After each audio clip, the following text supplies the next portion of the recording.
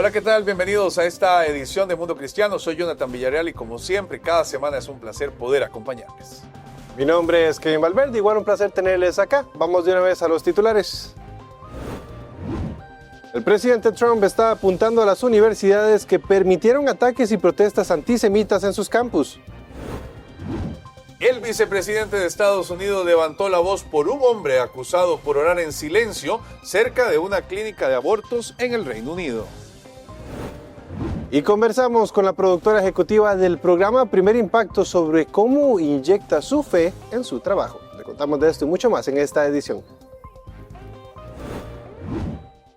Iniciamos con las informaciones. La Corte Suprema de Estados Unidos aceptó el lunes un caso de Colorado para decidir si los gobiernos estatales y locales pueden prohibir la terapia de conversión en menores LGBTQ. El tribunal de mayoría conservadora tomó el caso en medio de medidas del expresidente Donald Trump dirigidas a personas transgénero, como restringir su servicio militar y eliminar fondos federales para su atención médica. Colorado es uno de los estados que prohíbe esta práctica. El debate es si la ley afecta la libertad de expresión de los consejeros. Sus defensores aseguran que la ley solo regula la conducta de profesionales con licencia estatal.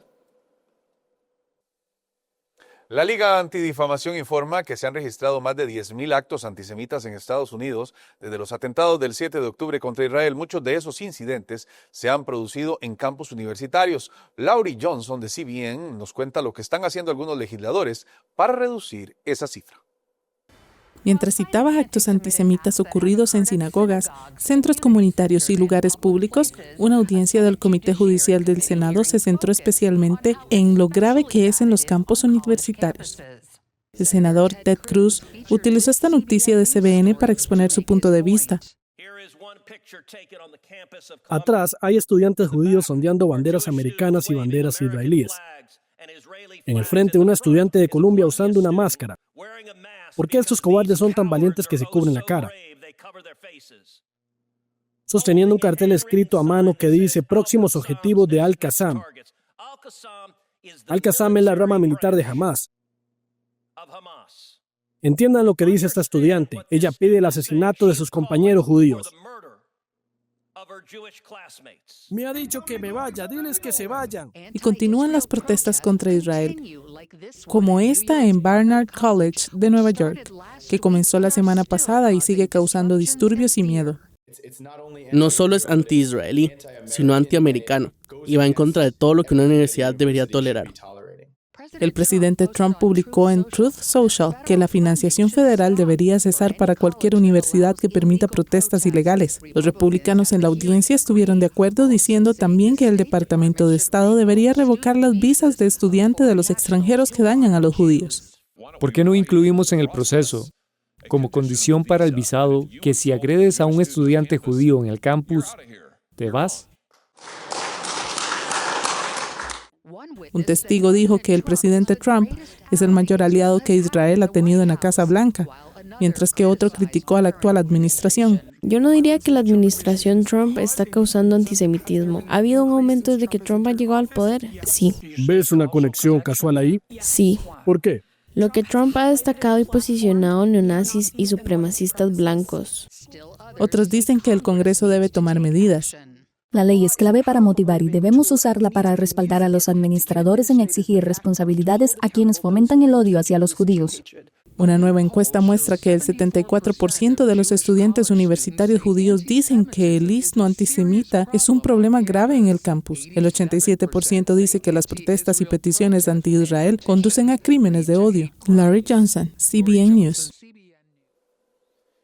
Un hombre en Reino Unido está siendo acusado por pensar una oración cerca de unas clínicas de aborto, no decirla, no susurrarla, solo pensarla. Lo lamentable de esto es que poco se habla en los medios de esta injusticia, pero el vicepresidente de los Estados Unidos, J.D. Vance, trajo el tema de nuevo a la conversación. Si bien muchos conocían el caso contra un veterano del ejército británico, el vicepresidente J.D. Vance lo trajo a la atención mundial nuevamente en un discurso en una conferencia de seguridad de Múnich. Hace poco más de 2 años, el gobierno británico acusó a Adam Smith Connor, un fisioterapeuta de 51 años y veterano del ejército, del atroz crimen de pararse a 50 metros de una clínica de abortos y orar en silencio durante 3 minutos, sin obstruir a nadie, sin interactuar con nadie, solo orando en silencio por su cuenta. Cuando los oficiales de policía se acercaron a Adam Smith Connor, le preguntaron cuál era la naturaleza de su oración hoy. Estoy orando por mi hijo. La acusación contra él es lo que muchos llaman un delito de pensamiento. Conocimos a Smith Connor en una iglesia en Southampton, Inglaterra, donde nos contó un sueño terrible que lo llevó al movimiento Provida, un sueño en el que estaba descuartizando a un bebé. Estaba descuartizando a este bebé como si estuviera descuartizando el asado del domingo. No tenía ningún sentimiento de culpa ni nada. No tenía ningún sentimiento de nada por estar haciendo esto. Cuando me desperté fue como una pesadilla al revés. Entonces me horroricé al pensar que había descuartizado a este niño y sabía que era mi hijo. Y me horroricé al pensar que no había sentido nada al hacerlo. Y durante los días siguientes me di cuenta que estaba relacionado con un aborto que había pagado 2 décadas antes. Que ese aborto ni siquiera se había pasado por la cabeza. Pero Dios sabía que eso estaba ahí en mi conciencia. Sabía que no iba a resolverlo por mí mismo. Así que por eso necesitaba ser purificado. Entonces siento que me dio esa visión, ese sueño para despertarme y darme cuenta de lo que había sucedido.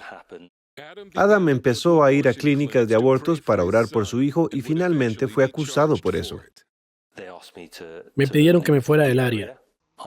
Me negué porque no creo que la oración pueda considerarse un acto criminal o ilegal.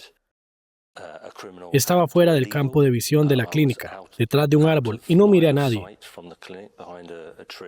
No me acerqué a nadie. No hablé con nadie. La nueva ley de zona de contención de Reino Unido hace ilegal que alguien haga algo que influya intencional o imprudentemente a la decisión de alguien de utilizar servicios de aborto. La ley se aplica dentro de un radio de 150 metros del proveedor de servicios de aborto. Al utilizar la palabra influencia, no está muy claro qué significa la ley.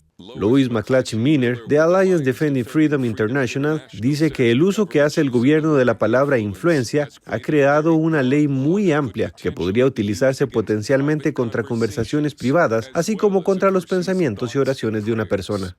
Pero, ¿qué pasa con una madre que le pregunta a su hija, ¿estás segura? ¿Eso es influencia? ¿Qué pasa con una amiga que ofrece apoyo a una mujer que está considerando continuar con su embarazo? ¿Es esto influencia? Una científica médica jubilada de 63 años en Bournemouth, Inglaterra, también fue sometida a juicio por estar cerca de una clínica de abortos y sostener un cartel que decía, aquí puedes hablar si quieres, al hablar con mujeres que se acercaban a ella. ¿Qué estás haciendo hoy? Estoy orando. ¿Estás rezando? Sí. En Escocia, una carta enviada a los ciudadanos advierte que cualquiera que viva dentro de una zona de contención de una clínica de aborto podría violar la ley mientras se encuentre dentro de su propia casa. Algunos piensan que podría incluir orar cerca de una ventana si pasa una mujer que busca un aborto. Smith Connor dijo que está agradecido de que el vicepresidente Vance lo haya defendido ante los líderes mundiales. Adam Smith Connor es un veterano del ejército británico que arriesgó su vida en Afganistán por la causa de la libertad, solo para regresar a su casa y ser condenado por un delito de pensamiento. Smith Connor dijo que piensa en el precio personal que pagó y en cómo un amigo cercano dio su vida para proteger los mismos derechos que ahora el gobierno le ha quitado.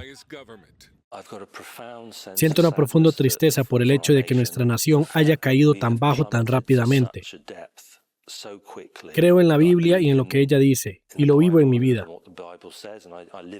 Y el hecho de que ahora me condenen por hacer eso creo que es bastante chocante. Y el absurdo de un juicio por el contenido de tu mente, el contenido de tus oraciones, simplemente no tiene lugar en una sociedad liberal, libre y democrática. Y sin embargo, aquí estamos. Se ha fijado una apelación de la condena de Adam para julio. De El Hort, CBN News, Southampton. Hacemos una pausa y al volver, escuelas combinan la agricultura y la fe para hacer crecer una generación próspera en todos los aspectos.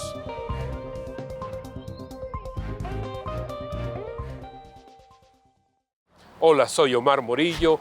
Bienvenidos a Vida Dura. Vida Dura presenta historias reales de individuos que han enfrentado el dolor y el sufrimiento, pero que han encontrado una vía de escape a su miseria.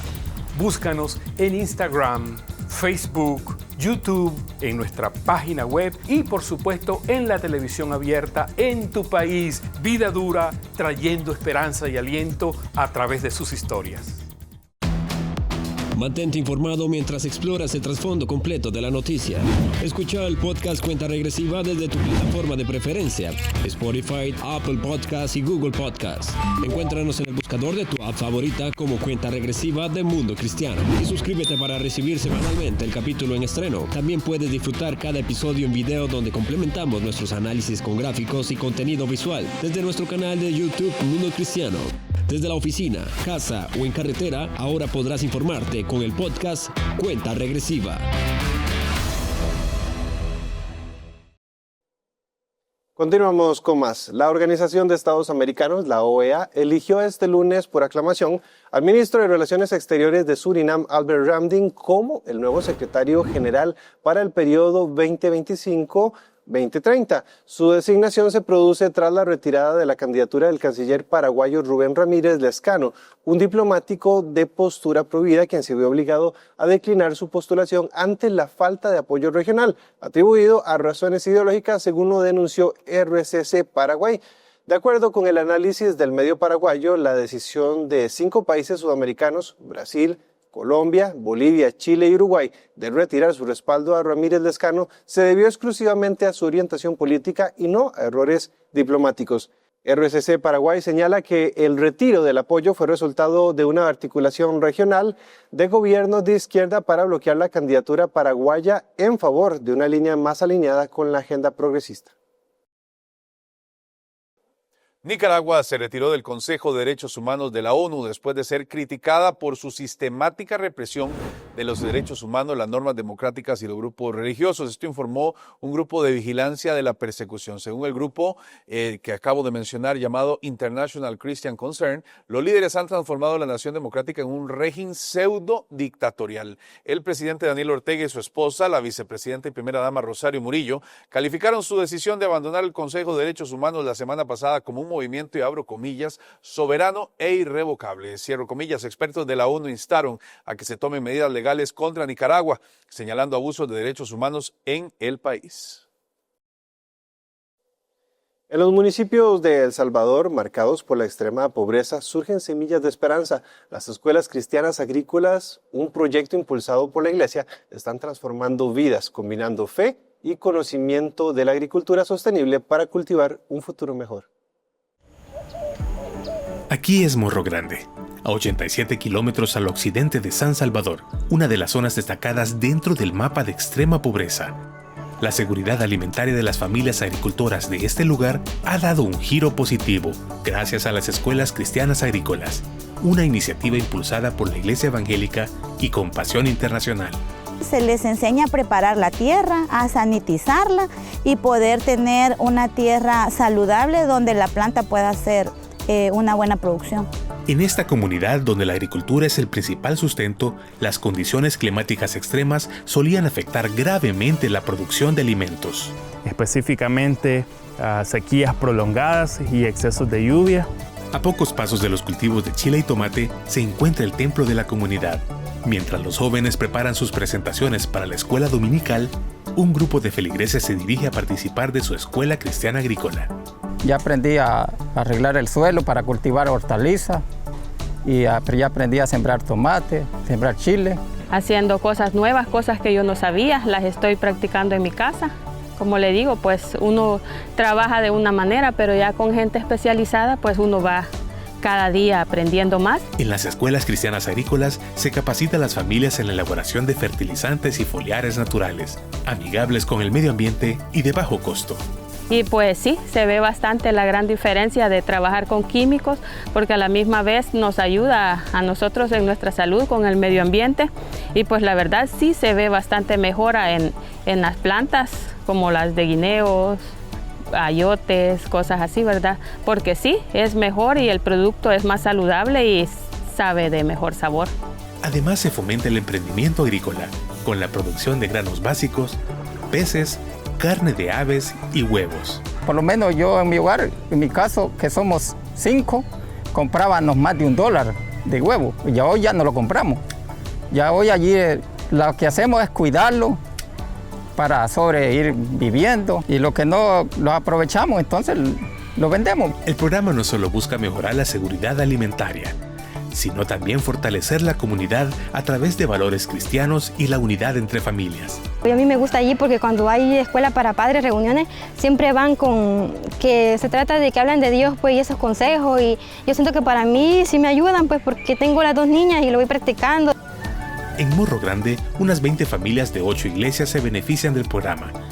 Pero la cobertura es a lo largo y ancho de El Salvador, donde unas 900 familias agrícolas se han formado en las escuelas cristianas agrícolas. Nos encargamos también de generar capacidades a la iglesia para el manejo técnico, pero también generar capacidades para la administración de la producción, desde el proceso de siembra hasta el proceso de cosecha. En las escuelas cristianas agrícolas se sigue sembrando esperanza y cosechando un futuro autosostenible para las familias rurales. Los hermanos técnicos vinieron a enseñarnos esta práctica de esta escuela. Esperamos más que nosotros poder aprender y enseñarle a otra familia que no puede. Desde Morro Grande, El Salvador, Francisco Laínez, Mundo Cristiano. Hacemos una pausa y al volver conversamos con la productora ejecutiva del programa Primer Impacto.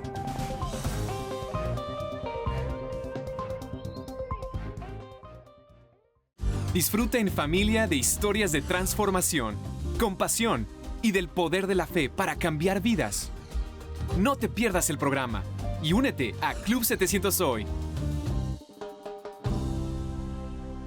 ¿Ya viste lo completa que es la app de Superlibro? En esta Biblia encontrarás versiones en muchos idiomas.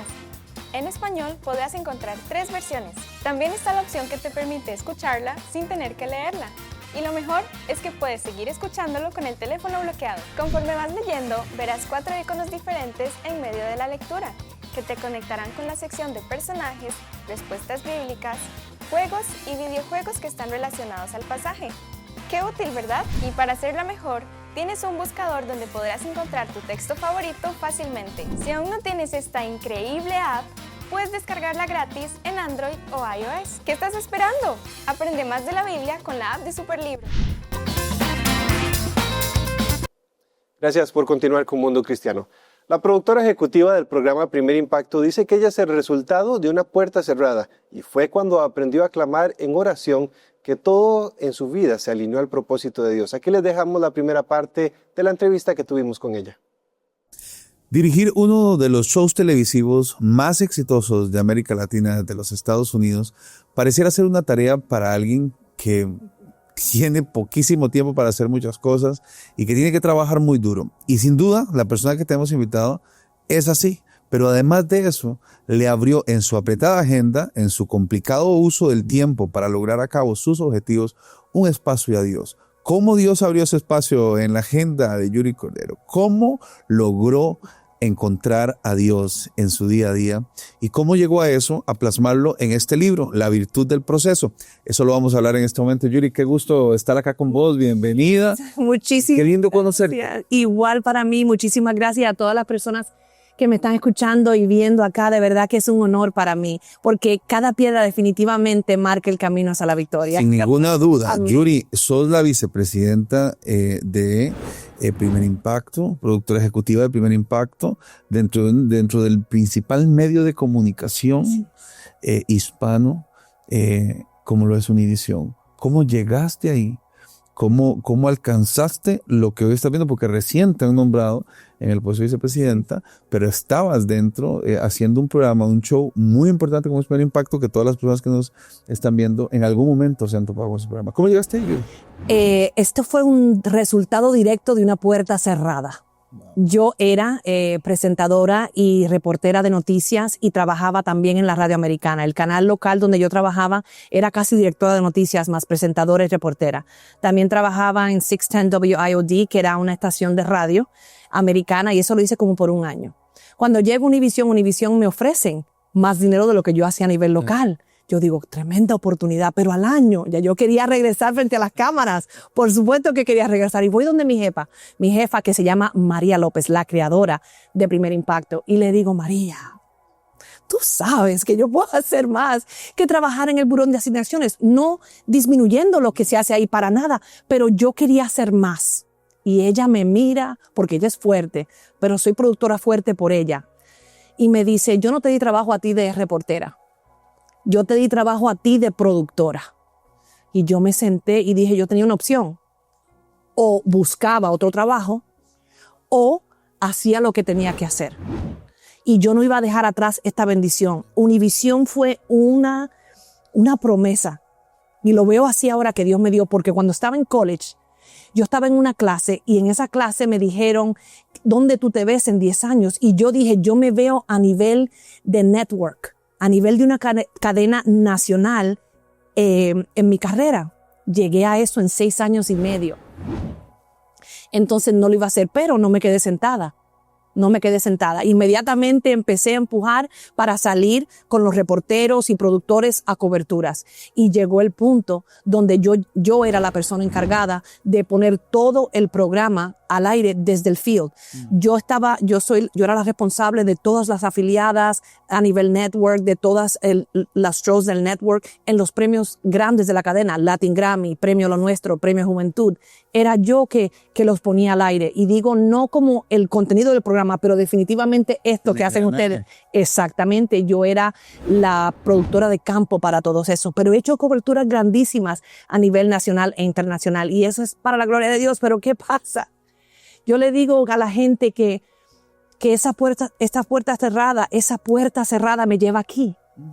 Porque quizás si no la cierra, yo no soy vicepresidenta de productores y productora ejecutiva de Primer Impacto. Y yo le digo, y lo he dicho frente a mi ex jefa María, yo le digo, Él te usó para que Dios tuviera una hija en un lugar de poder, en un lugar extraordinario, donde quizás personas que no escuchan de Él, lo escucharían de mí. ¿Por qué? Porque yo hablo el idioma de la televisión. Así es, entonces...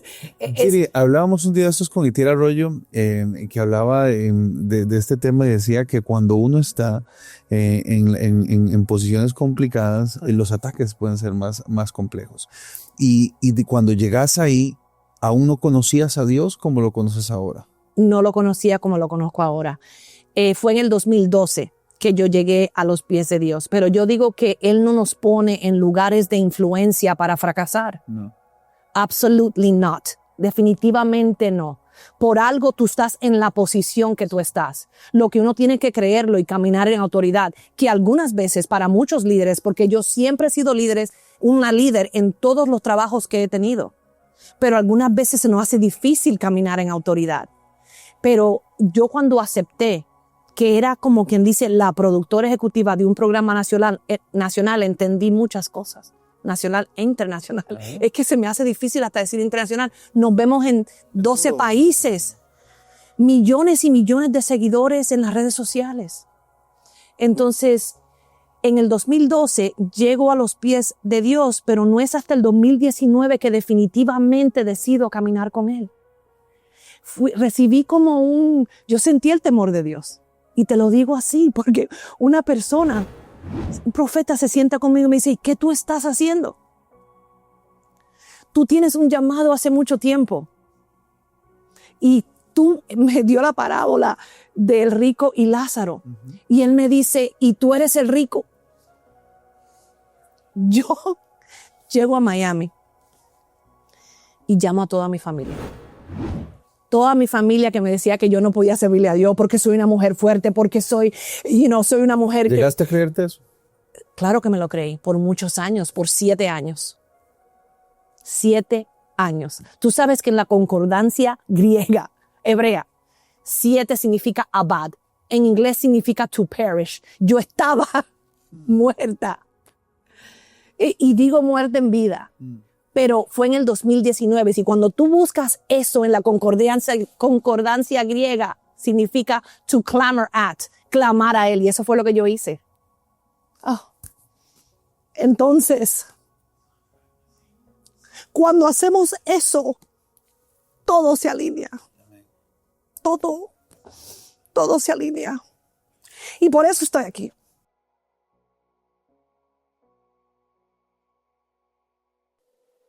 Cambiamos de tema. En relación con la guerra de Gaza, la Casa Blanca ha confirmado que está manteniendo negociaciones directas con Hamás en un esfuerzo por lograr la liberación de los rehenes estadounidenses, mientras que Israel está dando señales de creciente frustración por la acción estadounidense. Nuestro corresponsal de guerra, Chuck Holton, tiene esta historia y más.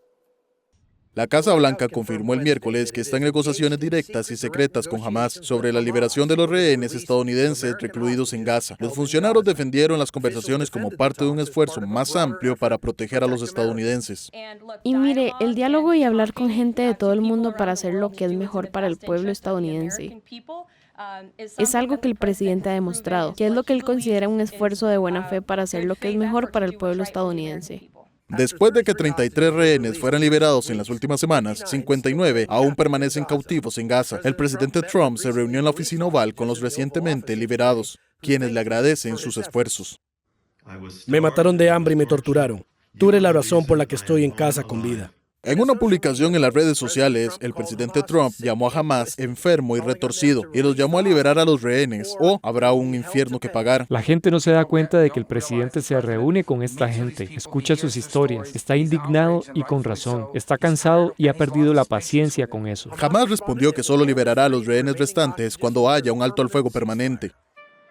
En Israel, el teniente general Herzi Halevi renunció oficialmente al cargo de jefe del Estado Mayor de la CFDI. En su discurso de despedida, reflexionó sobre los desafíos que enfrentó durante su mandato. Este es mi turno y lo que ocurrió es mi responsabilidad. Por supuesto, hubiera preferido que nada de esto hubiera sucedido. El teniente general Eyal Zamir asume el poder, prometiendo traer la victoria a Israel y garantizar la seguridad de la nación. No perdonaremos ni olvidaremos. Perseguiremos a nuestros enemigos y los alcanzaremos. Mientras tanto, en un fuerte mensaje a las Naciones Unidas, un activista sirio llamó a los gobiernos regionales que apoyan el terrorismo mientras condenan a Israel. Y quiero testificar ante Dios y ante ustedes. Israel no es el problema. Le pregunto a Qatar, ¿por qué financiaron el terrorismo? Irán, ¿por qué envían miles de millones a Hamás y a Hezbollah en lugar de liberar a su propio pueblo que sufre opresión y pobreza? Egipto, Jordania, Líbano, Siria, sean mejores árabes, sean mejores musulmanes. Estados Unidos está clasificando a los rebeldes hutis apoyados por Irán como organización terrorista extranjera. Se enfrentan a nuevas sanciones estadounidenses que buscan cortarles la financiación y las armas. Y de esta manera llegamos al final del programa. Nos vemos, si Dios lo permite, en 8 días. Dios les bendiga.